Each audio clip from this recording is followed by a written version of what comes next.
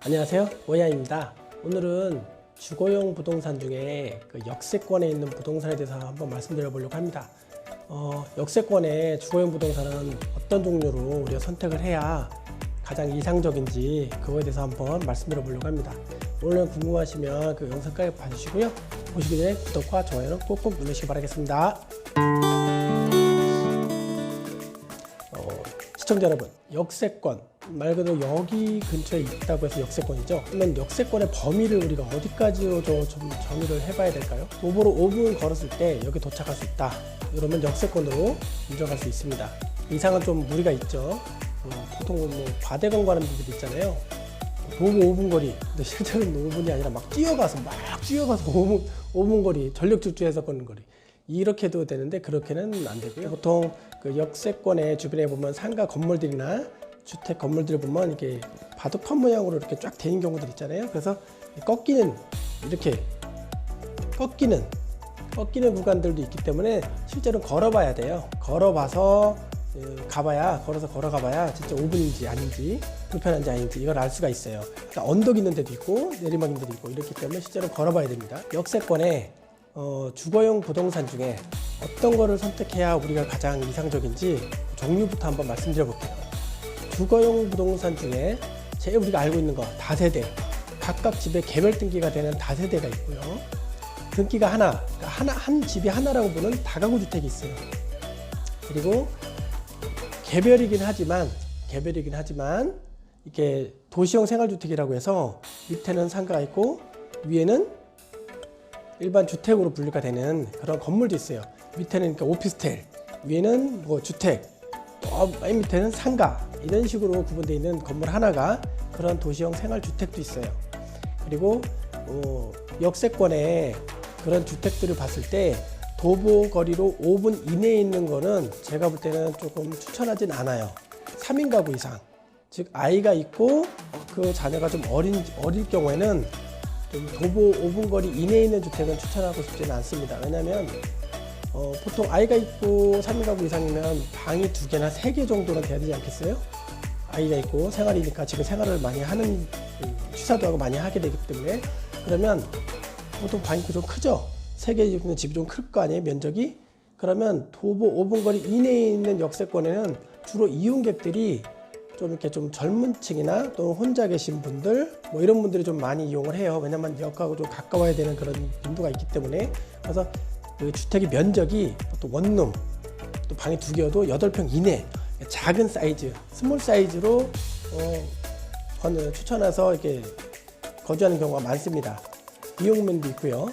그리고 혼자 살기 때문에 많은 부피가 많은 짐이 없기 때문에 그런 비중이 좀 높습니다. 그렇기 때문에 5분 이내 거리에 그 평수가 뭐 20평, 15평, 17평 이런 집들 방이 3개, 뭐 2개도 좀 큰 평수 이런 거는 좀 추천드리진 않습니다. 그리고 또 하나 추천드리지 않는 이유 중에는 제가 자녀가 있는데 역세권을 보면 2가지가 있죠. 지하철과 지상철이 있어요. 제가 지금 살고 있는 데는 지상철에 있거든요. 1호선 라인에. 그럼 지상철이면 그 전철 안에 환승할 때 한번 들어보시면 열차 들어오는 소리 들리시죠? 그 소음이 꽤 크거든요. 지상철에는 방음벽이 설치가 되어 있어요. 이 좌우에 이렇게 방음벽이 설치가 되어 있고 열차가 왔다 갔다 하는데 방음벽이 되어 있는데 그 옆에 있어도 소리가 들려요. 근데 그 위로 올라갈수록 층수가 높아서 위로 올라갈수록 소리는 더 크죠. 뭐 진동은 잘 모르겠는데 소음이 크다는 얘기예요. 그리고 지상이기 때문에 미세먼지 발생 빈도도 높습니다. 열차가 아무래도 제동을 걸거나 이럴 때 발생하는 먼지들이 있어요. 그게 좀 많이 발생할 수 있습니다. 그래서 바로 역세권 근처 5분 이내의 거리, 특히 선로에서 걸어서도 선로까지 5분 이내의 거리에 있는 주택은 자녀가 있는 집은 좀 추천드리고 싶지가 않습니다. 일단 소음 문제가 있고 먼지, 환경적 문제가 조금 있습니다. 못 느끼시는 분도 있겠지만 저는 좀 느끼겠더라고요. 그래서 꺼려했어요. 처음에 저도 그렇게 구해봤었는데 안 되겠더라고요. 이건 소음도 그렇고. 그리고 또 지상철 제가 1호선 라인인데 1호선은 보통 뭐 여객을 운송하는 게 끝나면 12시 반이면 끝나는데 그럼 뭐 열차가 안 다니지 않느냐 이럴 수도 있는데 그게 아니고요. 자정이 넘어가면 화차들이 나옵니다. 화차, 석탄, 시멘트, 차량 이런 화물들이 항구로 이동하거나 어떤 물류 단지로 이동하기 위해서 그 새벽 시간에 이동을 합니다. 결국 24시간 철만은 달립니다. 그렇기 때문에 좀 소음 문제가 있어서 좀 추천드리진 않습니다. 좀 그러니까 벗어나야 된다는 얘기죠. 하지만 추천할 수 있는 것도 있어요. 어떤 거냐면 바로 그 철길 옆에 주거긴 하지만 그 바로 옆에 있는 건물이 아니라 그 다음에 있는 건물, 그 건물이 좀 자기가 있는 건물보다 높다. 그러면 그 건물이 한 번 더 소음과 이런 걸 좀 차단을 해줘요. 그 집엔 좀 안 좋은 영향이겠지만, 그래서 그 뒤에 있는 건물이라면 그나마 좀 낫다는 거죠. 하지만 거기도 소음은 발생한 빈도는 높습니다. 그래서 그 최소 철길에서 5분 이외, 그리고 역에서도 5분 이외에 반경 벗어나는 거리 한 100m도 보는데, 벗어난 거리에서 주거 공간을 매입하거나 거주하시는 걸 추천드리겠습니다. 제 같은 경우는. 그리고 그럼 5분 이내 거리에는 주거가 없냐? 당연히 있죠. 상가도 있고 주거는 당연히 있습니다. 5분 이내 거리는 어떤 주택이 가장 합리적이냐?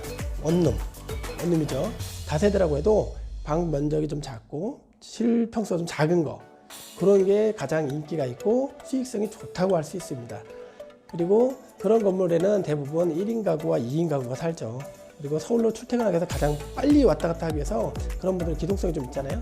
그런 분들이 거기에 거주한다고 보시면 됩니다. 그리고 역세권에 주거용 건물을 선택을 할 때 우리가 보통 여러 가지를 보는데, 그 중에 주택의 종류 중에는 원룸 중에서도 다중주택이라고 있어요.